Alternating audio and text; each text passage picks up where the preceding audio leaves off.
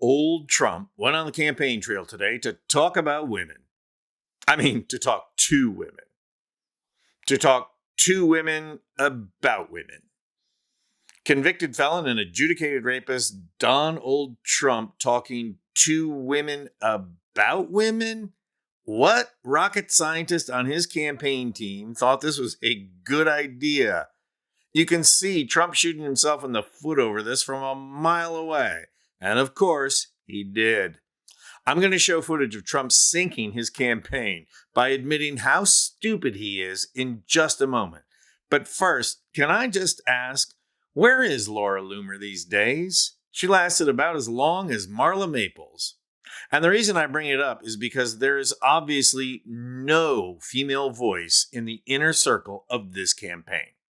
Only a group of men could possibly think of women as so stupid that the regular con job Trump does is going to work on women when Trump speaks about women. And here's an example of what I'm talking about. So, facing the question of abortion, women are entitled to do what they want to and need to do with their bodies, including their unborn. That's on them regardless of the circumstance. Some are necessary to save their own lives. Why is the government involved in women's basic rights? Right, good. I think it's great, and I'm glad you asked it. For 52 years, this issue has torn our country apart.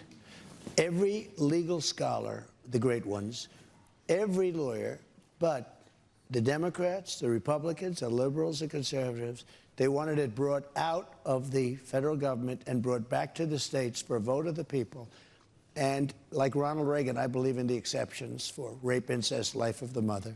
I strongly believe. You know, you have to follow your heart. Some people don't. It's a very small percentage, but you have to follow your heart. But you have the exceptions. But what we were able to do is through really the courage of 6 Supreme Court justices, we were able to do this after years and years of turmoil. Now it's back in the states. The states are voting for it. And there you have it. Trump trying to do his typical evasiveness, avoiding answering the question with a rehearsed soundbite that went over well with focus groups, and be done with it. The calculus here is astonishing. Does anyone in the world think for 1 minute that the woman who asked the question was persuaded by Donald Trump? Of course not.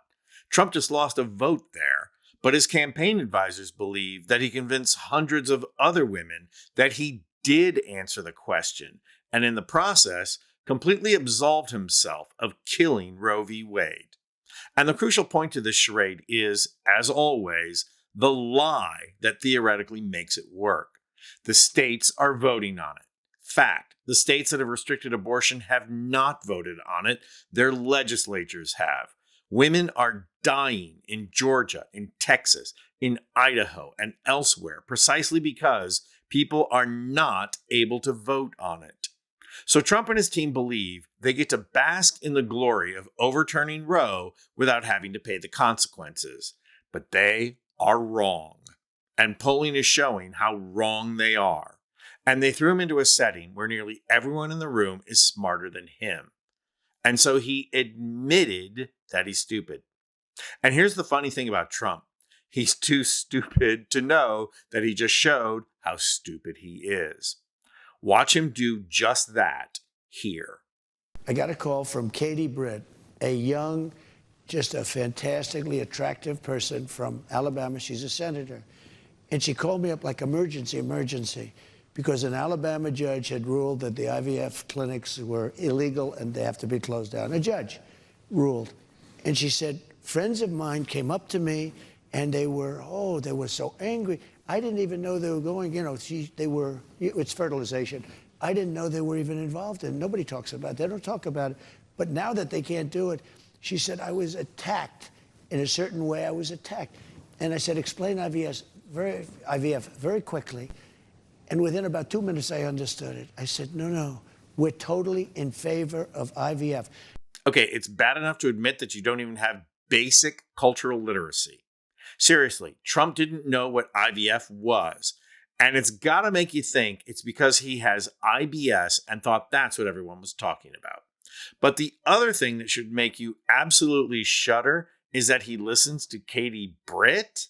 Remember Katie? Good evening, America.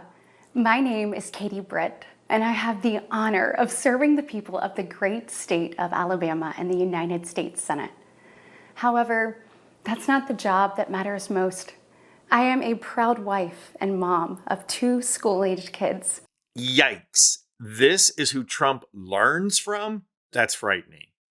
I suppose Team Trump is spinning this appearance as a major victory because their candidate didn't sit there and say, "Bah, who wants to answer questions? Let's listen to the music," and then sway for 38 minutes. But I guarantee you, this appearance did not move the needle for Trump. And come Election Day, Trump and his team are still going to be asking, "Hey, where are the white women at?" I'm Anthony Vincent Gallo for Occupy Democrats.